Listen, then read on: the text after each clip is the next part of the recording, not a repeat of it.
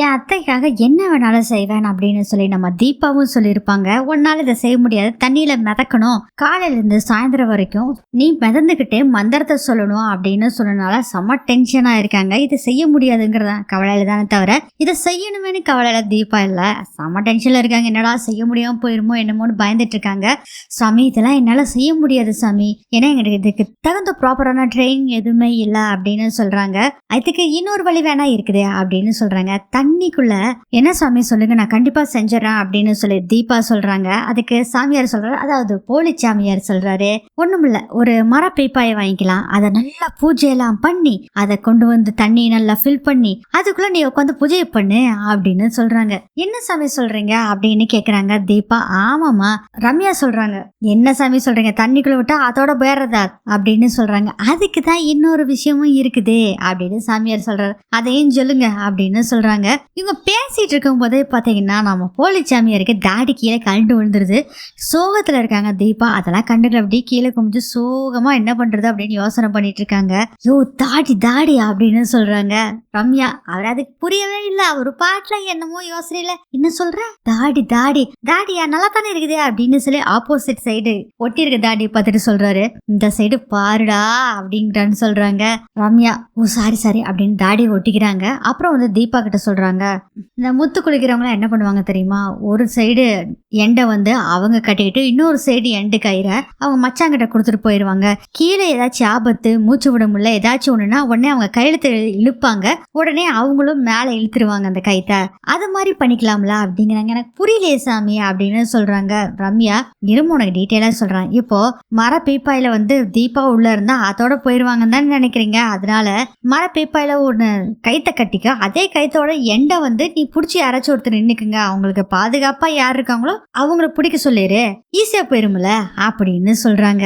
ஆக்சுவலா என்ன பிளான் இவங்க பண்ணிருப்பாங்கன்னா, நான் ஒரு கெஸ் பண்ணி தான் சொல்றேன், தீபா வந்து இதை பண்ணலாம்னு முடிவு பண்ணிருவாங்கன்னு நினைக்கிறேன். அப்போ ரம்யா வந்து ஏற்கனவே சொல்லியிருக்காங்க, யாருக்கிட்டயுமே இந்த விஷயத்த சொல்லாத, நீ கோயிலுக்கு வந்ததா, அல்லாட்டி பழிக்காது சொன்னேன் நான் வேற சொல்லியிருப்பாங்க. அதனால தீபா சொல்லாம வந்திருப்பாங்க. உடனே என்ன பண்ணுவாங்கன்னா இவங்க அந்த பூஜை பண்ணிடலான்னு சொல்லி தீபாவும் நினைப்பாங்க. யாருக்கு தெரியாம தானே பண்ணணும்னு சொல்லிட்டு நம்ம ரம்யா தானே நம்பிக்கையான ஆளு, ரம்யா பிடிக்க சொல்லலான்னு சொல்லி தீபா நினைக்க போறாங்க. அதனால ரம்யாவை அந்த கைத்தை பிடிக்க சொல்ல போறாங்க. ரம்யா என்ன பண்ண போறாங்கன்னா அப்படியே அந்த மர பீப்பா இருக்கு பாத்தீங்களா, அதோட விட போறாங்க. அதுதான் ரம்யாவோட பிளான்னு நினைக்கிறேன். அதுக்குதான் இதை சொல்லியிருப்பாங்க போல இருக்கு ரம்யா. ரம்யா சொல்றாங்க, இதெல்லாம் செய்ய முடியாது, இதெல்லாம் ஆளுக்கு ஆபத்தான வேலை, செய்ய முடியாது சாமி, வேற ஏதாச்சும் இருந்தா சொல்லுங்க அப்படின்னு சொல்றாங்க. ஆனா அந்த சாமியார் சொல்றாரு, தீபா உன்னோட மாமியார் பொழைக்கணும்னா நீ இதை செஞ்சுதான் ஆகணும், இல்லாட்டி உங்க மாமியார் பொழைக்க மாட்டாங்க அப்படிங்கிற விஷயத்த சொல்றாங்க. இவங்க ஒரே சோகமா அங்க இருந்து வர்றாங்க. என்ன பண்றதுன்னு குழப்பத்துல தான் தீபாவும் வர்றாங்க. ஐஸ்வர்யா குளிருங்காய்ச்சல்ல படுத்துக்கிட்டு இருக்காங்க. என்னடா இது, இந்த அருண் கூட்டிட்டு போய் இப்படி பண்ணிட்டான, சொதப்பி விட்டுட்டான் அப்படின்னு சொல்லிக்கிட்டு இருக்கும் போதே கரெக்டா அங்க அருணாச்சலம் வர்றாங்க. ஐஸ்வர்யா என்ன ஐஸ்வர்யா நீ பாட்டுல தூங்கிட்டு இருக்கிற, எழுந்திரியா அப்படின்னு சொல்றாங்க. ஐயோ மாமா எழுந்திருக்க முடியலையே அப்படின்னு சொல்லிட்டு எழுந்திருக்கிறாங்க. பாத்துட்டு என்ன வாயில என்ன பவுடர் போட்டிருக்க என்னது அப்படிங்கிறாங்க. உங்க பையன் தான் குத்தி விட்டுட்டாரு அப்படின்னு சொல்றாங்க. ஐஸ்வர்யா குத்திட்டானா, என்ன சொல்ற அப்படின்னு கேக்குறாங்க அருணாச்சலம். அதுக்கப்புறம் இந்த அங்க பிரதர்ஷனம் பண்ணது, அழகு குத்துனது எல்லாத்தையுமே சொல்றாங்க. அதை கேட்டுட்டு, அடடா நாச்சியாக்காக நீ இதெல்லாம் பண்ணிருக்க, சரி சரிம்மா நீ படுத்துக்கோ, ஆக்சுவலா உன்னை எதுக்கு கூப்பிட்டேன்னா ஹாஸ்பிட்டலுக்கு ஒரு 10 லட்ச ரூபா தேவைப்படுது, அதை உன்னை நாச்சியார் ரூம்ல இருந்து எடுத்துட்டு வரதுக்காக சாவி எடுத்துட்டு வந்தேன், சரி பரவாயில்ல விட நானே எடுத்துக்கிறேன் அப்படின்னு சொல்றாரு அருணாச்சலம். இல்ல மாமா பணம் தானே, சின்ன வேலை தானே, நான் செஞ்சிருவேன் மாமா. சாவியை வாங்கிட்டு ரூம்ல போய் அந்த வாட்ரப்ப ஓபன் பண்ணி பாக்குறாங்க. ஏகப்பட்ட காசு. அதை பார்த்துட்டு இத்தனை காசு இருக்கா, இத்தனை நாள் நான் இதை பார்த்ததே இல்லையா அப்படின்னு சொல்லிட்டு 10 லட்ச ரூபாய் எடுத்துட்டு அப்படியே வர்றாங்க. பார்க்கும் போதே மறுபடியும் திரும்பி பாக்குறாங்க. பார்த்தா அதுல ஏகப்பட்ட காசு, பக்கத்திலே கோல்டு பிஸ்கெட்ஸ் இருக்கு, காயின்ஸ் வேற ஏகப்பட்டது இருக்கு. அதெல்லாம் பார்த்துட்டு இத்தனை இருக்குதா, இத்தனை பணம் இருக்குது, இதுல ஏதாச்சும் நம்ம காசு எடுத்தா கண்டிப்பா நமக்கு தெரிய போறதில்ல, அத்தைக்கும் தெரியாது மாமாக்கும் தெரியாது அப்படின்னு சொல்லிட்டு 2 கட்டை எடுத்து ஆட்டையை போட்டுக்கிட்டு வந்து அவங்க மாமா கிட்ட சாவியை கொடுக்குறாங்க. பணத்தையும் கொடுத்துட்டு சாவியை கொடுக்குறாங்க. உன்னத்தாம கொண்டு போய் அங்க ஹாஸ்பிட்டல் அந்த பணத்தை கட்ட சொல்லலான் இருந்தேன், நீ உடம்பு சரியில்லாம இருக்கிற, நானே போய் கட்டிக்கிறேன், இந்தாம அந்த சாவி, இதை நீ வச்சுக்கோ அப்படின்னு சொல்லிட்டு கொடுத்துட்டு போறாரு. ஆஹா ஐசு இப்பதான் உன் வாழ்க்கையிலேயே ஐஸ்வர்யம் வருது அப்படின்னு சொல்லிட்டு உடனே இதை அம்மா கிட்ட சொல்லலாம் அப்படின்னு சொல்லிட்டு வீடியோ கால் பண்றாங்க அவங்க அம்மாக்கு. சொல்லிடு ஐசு, அம்மா அவங்ககிட்ட ஒண்ணு இப்ப காமிக்க போறேன் பாரு, இப்பதாமா என் வாழ்க்கையிலேயே ஐஸ்வர்யம் வந்திருக்கு அப்படின்னு சொல்லிட்டு ரூமுல போய் பணத்தை பூரா காமிக்கிறாங்க. நகை எல்லாத்தையுமே காமிக்கிறாங்க. நகை எல்லாம் கோல்டு காயின், அப்புறம் பிஸ்கெட்ஸ் இதெல்லாம் இருக்குல்ல அதெல்லாம் காமிக்கிறாங்க. அதை பார்த்தோன்னே என்னடி இருக்குது, பேசாம பணத்தை பேசாம ஆட்டையை போட்டுடி அப்படின்னு சொல்றாங்க. 2 3 கட்டை எடுத்து வச்சுக்கோ, காயின் எடுத்து வச்சுக்கோ, தெரியவா போகுது, ஃபுல் பணத்தையும் ஆட்டையை போட்டாதான் நமக்கு தெரியாது அப்படிங்கிற மாதிரி அவங்க அம்மாவும் சொல்றாங்க. சரின்னு சொல்லிட்டு இவங்களும் பணத்தை எடுத்துட்டு வர்றாங்க. அம்மா மக 2 பேரும் ஒரு பிளான போடுறாங்க. பேசாம பணத்தை பூரா ஆட்டையை போட்டுடலாமா அப்படின்னு சொல்றாங்க. மா அப்புறம் நம்மள தாம திட்ட போறாங்க, இங்க பாரு அதெல்லாம் பணத்தை பூரா சுட்டி கொண்டு வந்து இங்க வீட்டுல வச்சிரு அப்படிங்கிற மாதிரி சொல்றாங்க.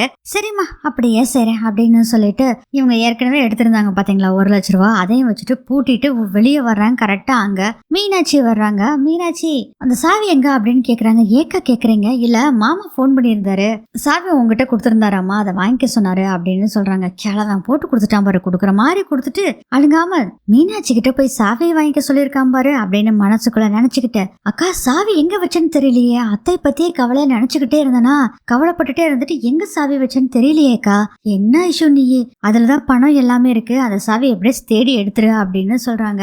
சரிக்கா சரிக்கா அப்படின்னு சொல்லிட்டு அவங்களும் போறாங்க. அடுத்தது மீனாட்சி அங்க இருந்து போனோடனே உடனே அவங்க அம்மாவுக்கு கால் பண்ணி எந்த நேரம் வாய் வச்சியோ தெரியல, இப்படி மீனாட்சி வந்து சாவியை கேட்கறா அப்படின்னு சொல்றாங்க. அதனால எதுக்குடி கவலைப்படுற, உங்ககிட்ட தானே சாவி இருக்கு. ஆமாமா, அப்புறம் எதுக்கு கவலைப்பட்டுட்டு இருக்க, அந்த சாவியை எடுத்து ஒரு டூப்ளிகேட் சாவி செஞ்சிரு. நீ என்ன லூசாமா, போய் நான் டூப்ளிகேட் சாவி செய்யறது பார்க்கக்கூடிய விஷயமா, அதெல்லாம் ஒன்றும் பிரச்சனை இல்லை, சோப்பிடு, அதில் சாவி வச்சு அச்சு எடுத்துரு, அந்த அச்சை கொண்டு போய் கொடுத்தேன்னா சாவி போட்டு கொடுத்துருவாங்க. அப்புறம் பணத்தை பூரா ஆட்டையை போட்டுட்டு நீ எப்படி இருந்தாலும் ஒரிஜினல் சாவியை மீனாட்சிட்டு தான் கொடுக்க போற. பணம் நகையெல்லாம் காணோம்னா மீனாட்சி மேல பழிய போட்டுருவாங்க, மீனாட்சி தான் இது செஞ்சான்னு நம்ம பழிய போட்டுடலாம் அப்படின்னு சொல்றாங்க. மா நீயும் பயங்கர புத்திசாலிதாம்மா, ஓகே அப்படியே செய்யறான் அப்படின்னு சொல்லிட்டு ரெஸ்ட் ரூம் போய் சாவியை எடுத்து சோப் அச்சு வச்சுட்டு இருக்கும் போது என்னடா இது ஐஷு ஆளவே காணோமே அப்படின்னு சொல்லிட்டு ஐஷு ஐஷு அப்படின்னு கூப்பிட்டு வர்றாங்க. மீனாட்சி இதோ இங்க இருக்கங்கா அப்படின்னு சொல்றாங்க. என்ன பாத்ரூம்ல இருக்க, ரெஸ்ட் ரூம் போயிருக்க அப்படிங்கிறாங்க. இல்ல இல்ல சாவியை தான் தேடிட்டு இருக்கேன்க்கா அப்படின்னு சொல்றாங்க. பாத்ரூம்ல போய் சாவி தேடிட்டு இருக்க, இல்ல ரெஸ்ட் ரூம் வந்த அதனால அங்க சாவி இருக்குமோன்னு தேடிட்டு இருக்கேன்க்கா அப்படின்னு சொல்றாங்க. அச்சு எடுத்து முடிச்சுட்டு சாவியை கொண்டு வந்து கொடுத்துட்றாங்க ஐஸ்வர்யா மீனாட்சி கிட்ட. மீனாட்சியும் ஒன்றும் தெரியாம அந்த சாவியை வாங்கிட்டு போயிடுறாங்க. அப்பா எப்படியோ பிளானை முடிச்சிட்டோம்டா அப்படின்னு சொல்லிட்டு போய் அந்த சோப்பை எடுத்துக்கிட்டு நம்ம நினைச்ச மாதிரி பணம் நகையெல்லாம் அடிச்சிட வேண்டியதான் அப்படின்னு சொல்லிக்கிட்டு அங்கிருந்து போயிடுறாங்க. அடுத்ததே நம்ம தீபாவை காமிக்கிறாங்க. தீபா ஒரே கவலையில வர்றாங்க. இந்த பரிகாரம் பண்ண சொல்லியிருக்காங்கல்ல, அதுக்காக தான் என்ன பண்றது அப்படின்னு யோசனை பண்ணிட்டே வந்து உட்காடுறாங்க. தீபா வந்து உட்காந்து இருக்கிறத பார்த்துட்டு என்னாச்சு இப்படி உட்காந்துருக்காளே அப்படின்னு சொல்லி மீனாட்சி பார்த்துட்டு இருக்காங்க. இல்ல அத்தைக்காக இதை நம்ம கண்டிப்பா செஞ்சேதான் ஆகணும் அப்படின்னு தீபா முணுமுணுத்துட்டு இருக்காங்க. என்ன முணுமுணுத்துட்டு இருக்கா அப்படின்னு பார்த்துட்டு இருக்காங்க மீனாட்சி. இதோட இந்த எபிசோட் முடியுது.